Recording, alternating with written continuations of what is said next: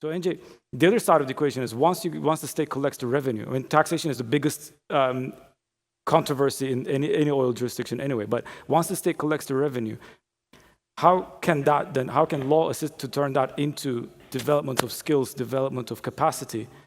And what we've been talking about since yesterday about local content, which I found the concept of local content to be interpreted as a different thing depending on who's talking about it. So perhaps you can tell us what you think local content is and how law can assist in developing that, or whether it's a good thing in the first place. I think it's a good thing. I think we need to take a step back and look at what this event is about. Catalyst for change in Africa and the oil and gas sector.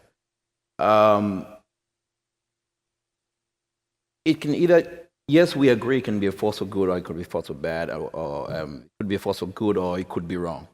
But I don't want to sit back and to get caught up in the paralysis of analysis and lawyers looking at themselves and saying, we are the most important people, or we drive this or we don't drive this.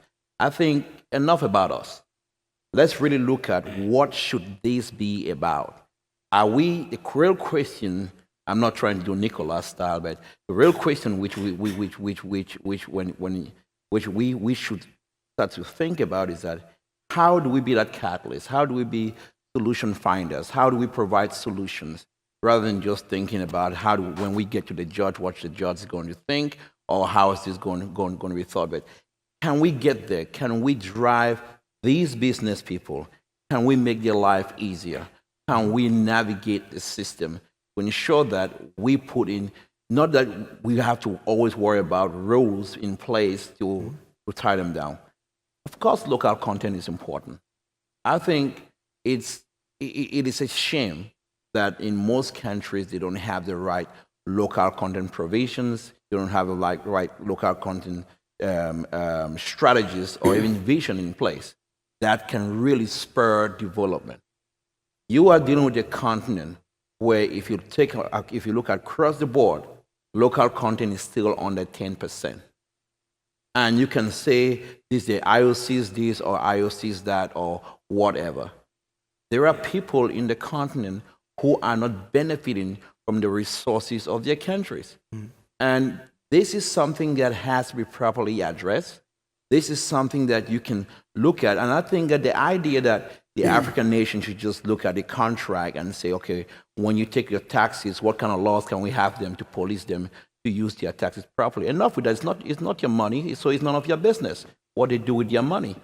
What you need to do is to create that opportunity, that enabling environment, that balance where the IOC also understand that it is not right, as the Honorable Moses said on the first day with the gas panel, it's not right that you're going to have an investment worth $2 billion and you do not have locals or participating in the entire value chain.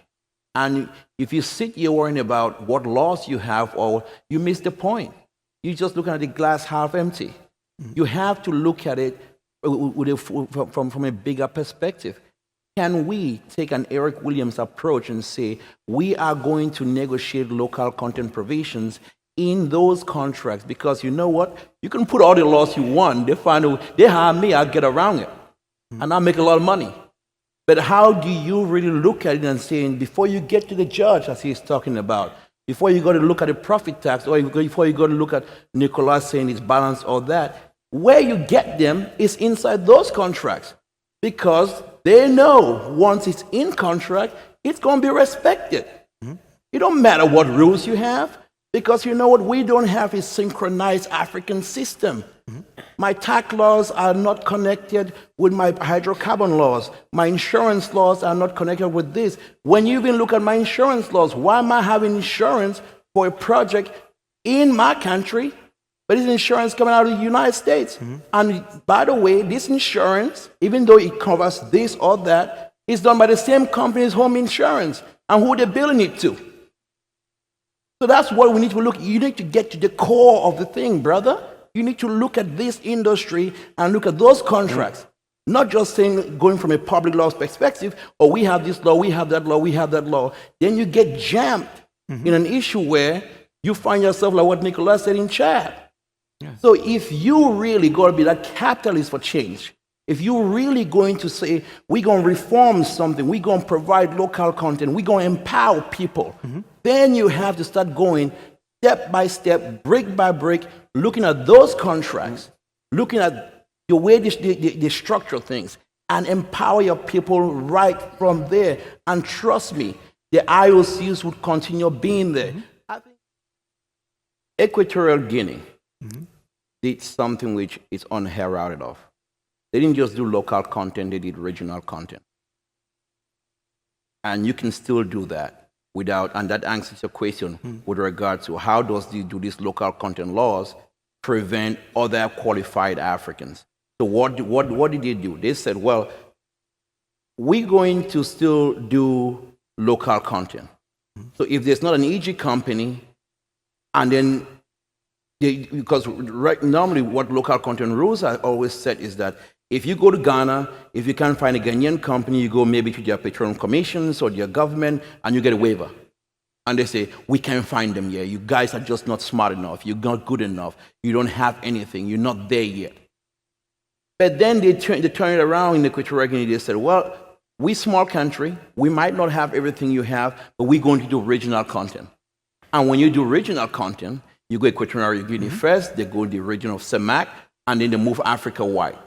So that still creates empowerment within Africa, Africa-wide, local and regionally, and within Africa.